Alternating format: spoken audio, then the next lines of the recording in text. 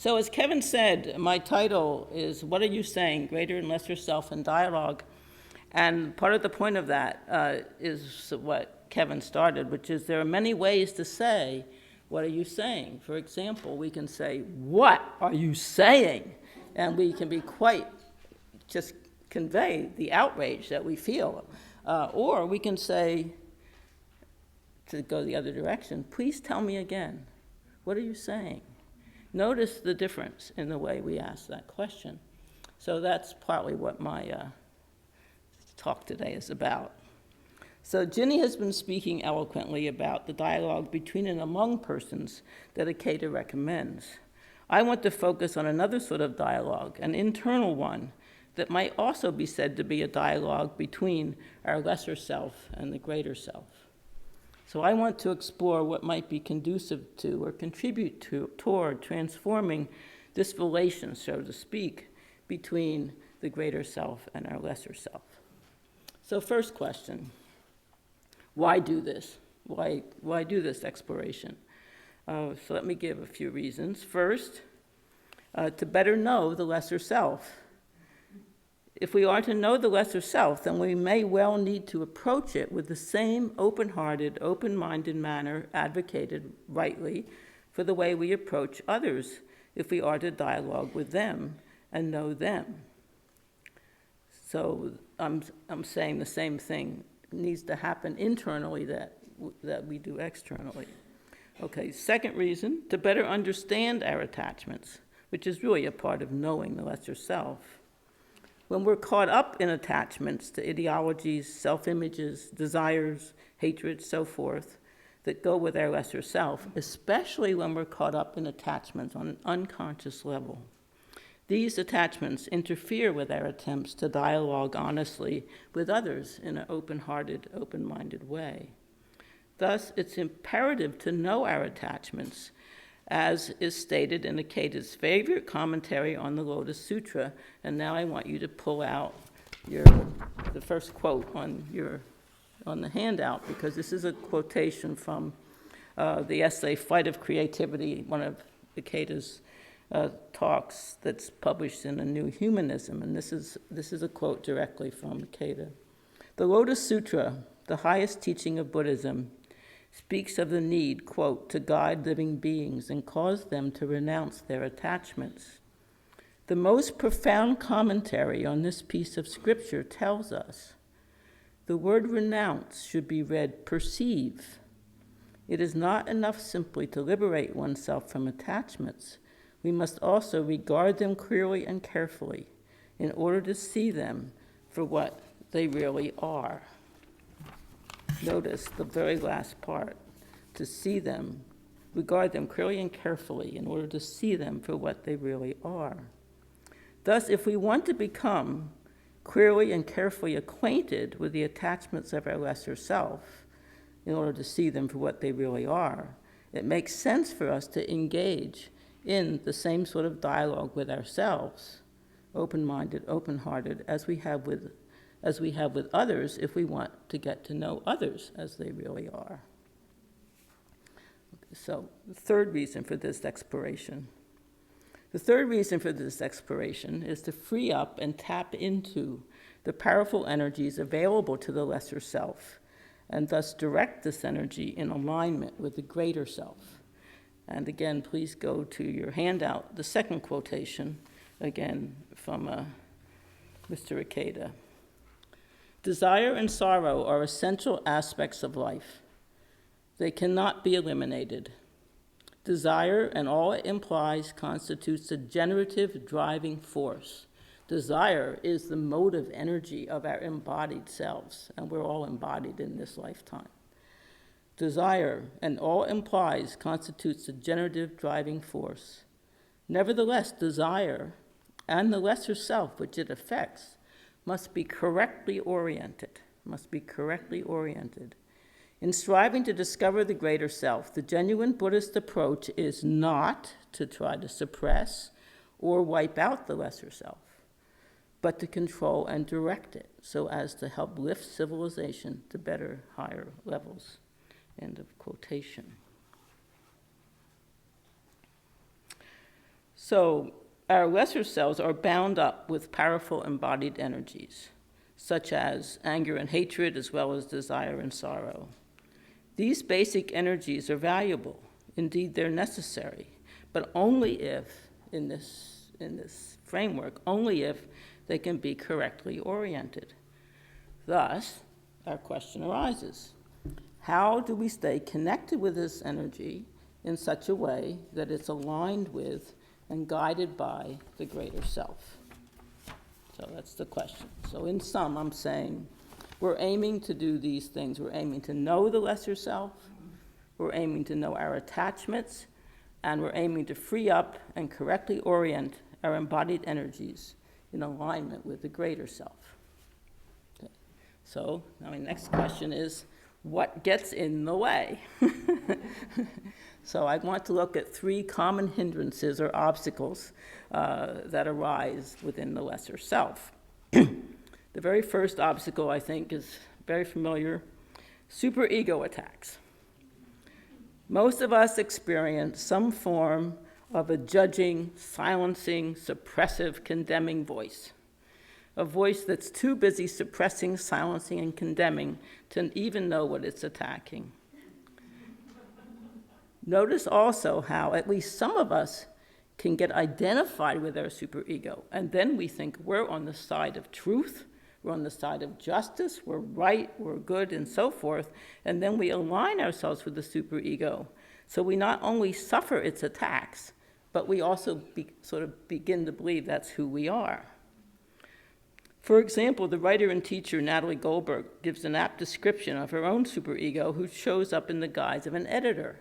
And she talks about how her editor turns into an internal censor. And then Goldberg gives her own suggestion about how to expose this self-appointed judge. And she has a great suggestion, I think. She says, write down everything the judge has to say. And in that way, you give the judge a chance to give itself full voice, and you begin to see it for what it is. So this is what Goldberg's internal superego judge says to her that she's written down. She says, quote, "You are a jerk. Whoever said you could write? I hate your work. You suck. I'm embarrassed. You have nothing valuable to say." How many of us, when we're writing something, immediately say, I don't have anything valuable to say about this? Almost every time I start to write a new essay of any kind, I think, I don't have anything valuable to say about this. And besides, this is Goldberg again, and besides, you can't even spell, unquote. Now, at this point, apropos of the difference between Goldberg's helpful editor and her mean-spirited censor, a question does arise for us. How do we distinguish superego attacks from a voice of the greater self? How do we know when it really is the voice of the superego? Why is it not our own good judgment about our failures to be correctly aligned with the greater self? About our inability to stay on the bodhisattva path? Consider, for example, a serious commitment to be impeccable on the path, and then, of course, our failure to do so. Or an absolute commitment to truth, and yet finding ourselves not speaking the truth even when an occasion calls for it. So how can we tell the difference between valid observations and superego attacks? And I think this is an important question, particularly for those of us, and I actually have a colleague who's, I think, does this more than I do, those of us who really get very identified with our superegos. And I think perhaps one answer, and I think perhaps the key answer, is to remember that the superego is quite mean-spirited. The superego is, after all, an internal coercive agency.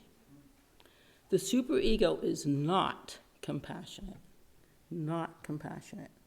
Remember, our criteria for dialogue are to be open-hearted and open-minded. If our internal voice does not have these qualities, it should be suspect, be suspicious. Ask whether we're confusing the voices of the superego with those of the greater self. The voices of the greater self, I think, are always compassionate. Think of Ginny's conversation with Ikeda. Everything he said was compassionate. So And the superego is really mean. Okay, so, all right, second hindrance. This sometimes follows directly from sufficient superego attacks. Second hindrance is self-doubt. Self-doubt occurs those times when we identify wholly with the lesser self. And the lesser self for self-doubt is usually understood as a form of deficiency. And then we believe that's who we are, and we believe that's all we are, is the deficiency. When this occurs, we cannot be in true dialogue with others because we're either too busy defending against being deficient, or we're feeling totally bogged down in our total identification with the sense of deficiency. So notice, as soon as we get completely identified with deficiency, forget it. Nothing else is going to work, right? And we think that's all we are in that moment. That's all we feel, that's all we are. And we forget to ask a really important question that a former Zen teacher of mine used to say often: what else is here? So the antidote, I think the best antidote to that identification with deficiency and the self-doubt is to stop and say, what else is here? Because almost always that gives us a chance to open that up. And ever since the teacher I worked with was Tony Packer, ever since Tony Packer taught me that, I found it a very helpful question, if you can remember to do it. But let me give a personal example of how I can go into deficiency. This happens for me when I'm beginning to learn something entirely new and unfamiliar, and I'm experiencing difficulty getting it right the first time I try. And I forget that steep learning curves generally occur when you're trying to learn something new. And this form of self-doubt can be closely connected, at least for me, to the discomfort associated with my not knowing, allied with a feeling that I ought to know. Notice another superego attack is coming in here. I ought to know, I don't know, deficient, right?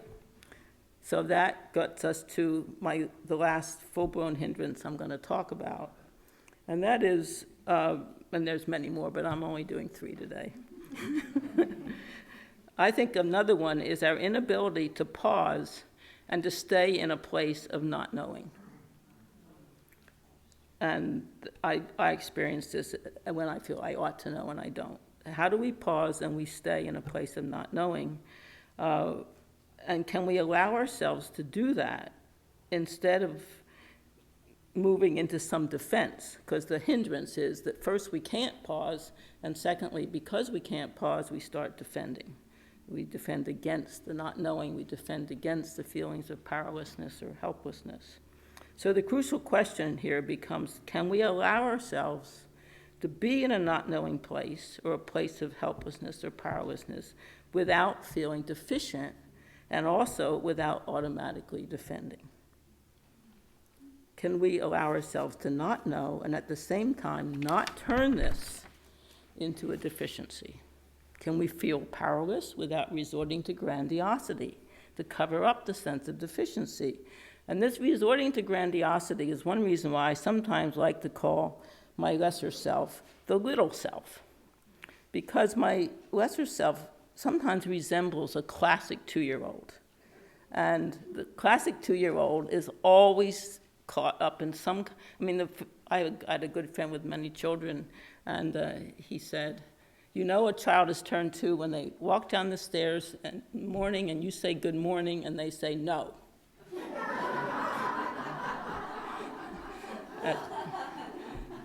And the classic 2-year-old is constituted by resistance, and their favorite word is no. So like with my own children, I always used to give them 3 throwaway options before I asked them to do what I really wanted at that age. So they could say no 3 times, and then the 4th time I'd get them to do what I wanted. Anyway, it's appropriate for a 2-year-old, but not at my age. All right. So anyway, that's the 3rd hindrance I'm going to talk about today. I want to go now to what to do. What can be a help instead of a hindrance, all right?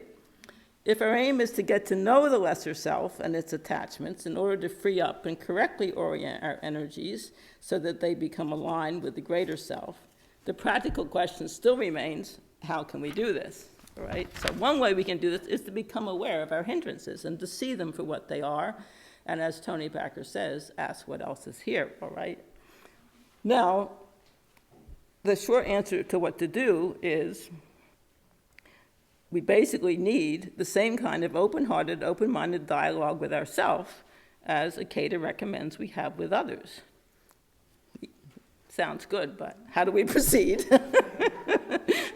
All right, please get out your quotes again. So my first resource is Eugene Gendlin.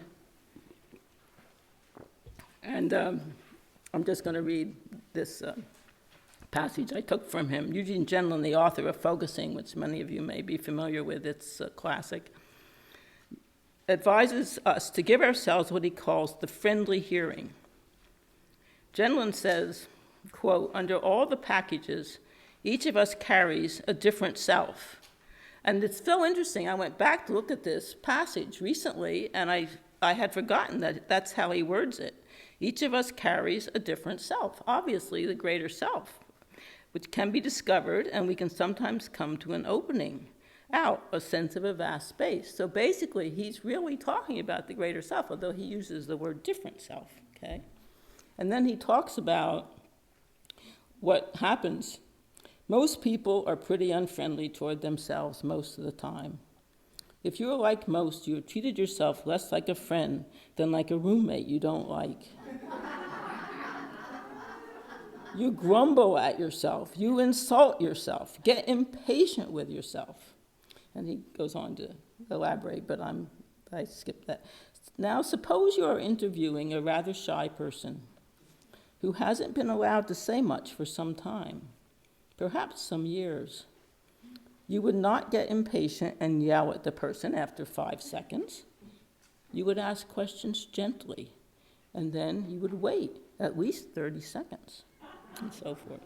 So I'm suggesting that if we really notice how we're listening to ourselves, it's, I think, very helpful to bring in Gendlin's concept of a friendly hearing and really pay attention to how we inquire into ourselves and listen to ourselves, okay? So one way to help ourselves do this, I think, actually, is to use Gendlin's concept, and also actually a lot of other things he has in that book are excellent because he has you really sense into your body, and I think that's another superb source of getting better in touch with ourselves. Okay, so in addition to that, because my time is also running out, I think we need to do an open, playful, friendly, good-humored curiosity toward ourselves.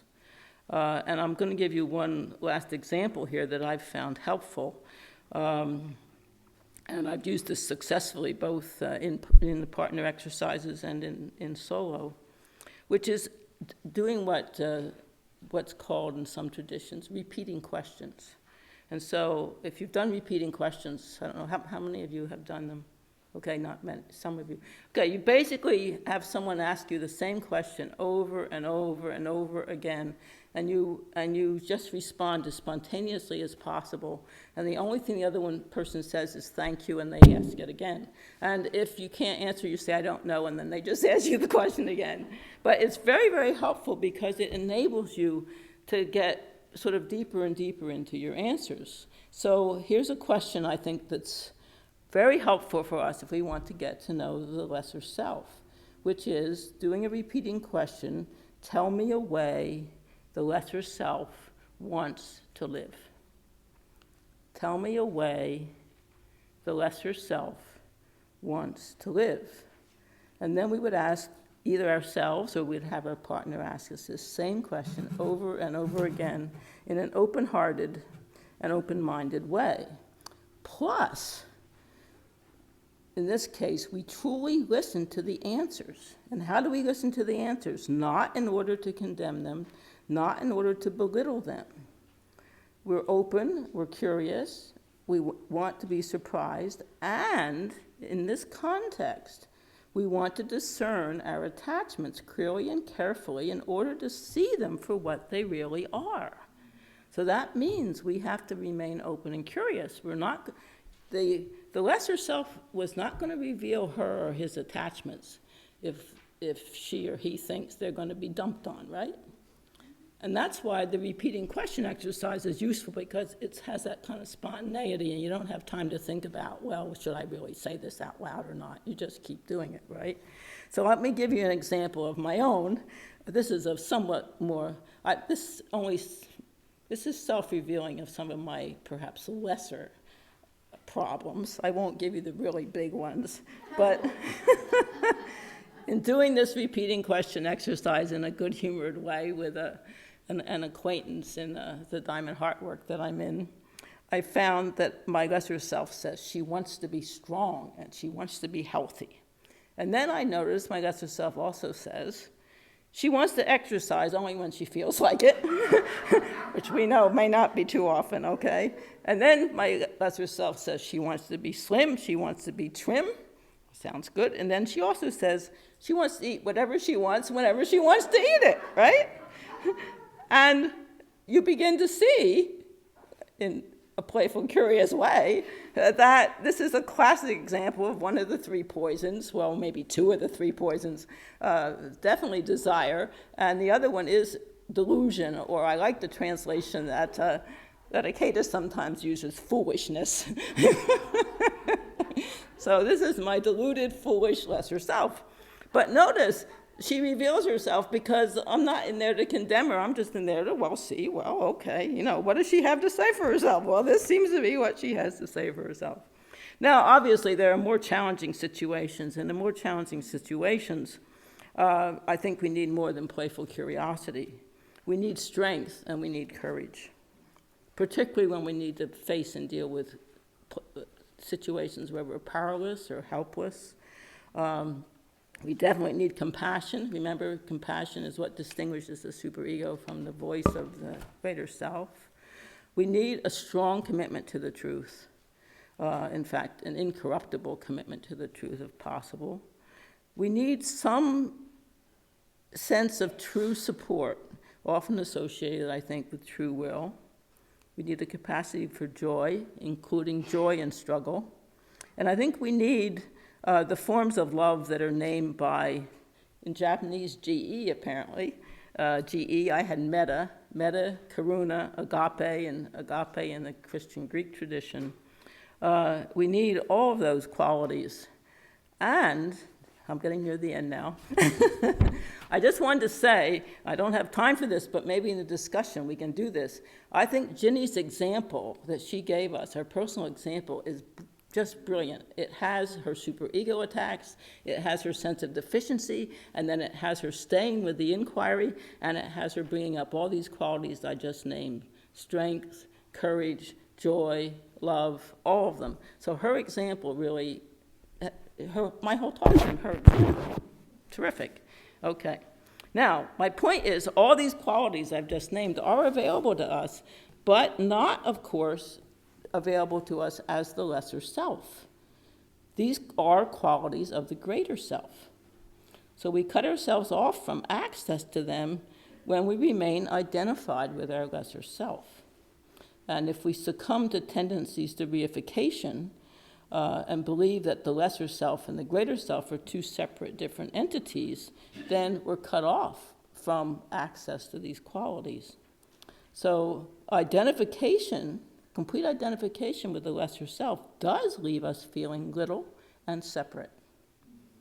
And we have to be reminded, and we have to remind ourselves, that always we are ultimately one with the greater self. We're always ultimately, deep down, one with the greater self, which means always these qualities are available to us. So in closing, I want to do the last two quotations on your handout. The first quotation is from Ralph Waldo Emerson, who gives us what I like to call a New England version. And this is actually one of my very favorite quotations from Emerson. And I think it's not unlike Ikeda's Buddhist version, which is my very last quotation. So if you get your handout and you look at the penultimate quote, this is from Emerson. And Emerson says, this is from his essay, Self-Reliance. Quote, "We lie in the lap of immense intelligence, and I'm using, I think immense intelligence is very like the greater self. We lie in the lap of immense intelligence, which makes us receivers of its truth and organs of its activity. When we discern justice, when we discern truth, we do nothing of ourselves. Notice, we do nothing of ourselves, meaning we do nothing of our lesser selves, are not acting here, but allow a passage to its beams. And its, I think, can be the greater self, translated as the greater self. We discern justice, we discern truth, we do nothing of ourselves, but allow a passage to its beams. And then I think Ikeda is basically saying the same thing in the very last quote here.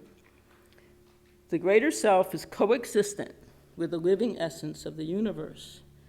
Only by relying on and merging with the eternal can we fully activate all our capabilities. Thus, we need help. But our potential does not come from outside. It is and always has been of us and within us. Thank you.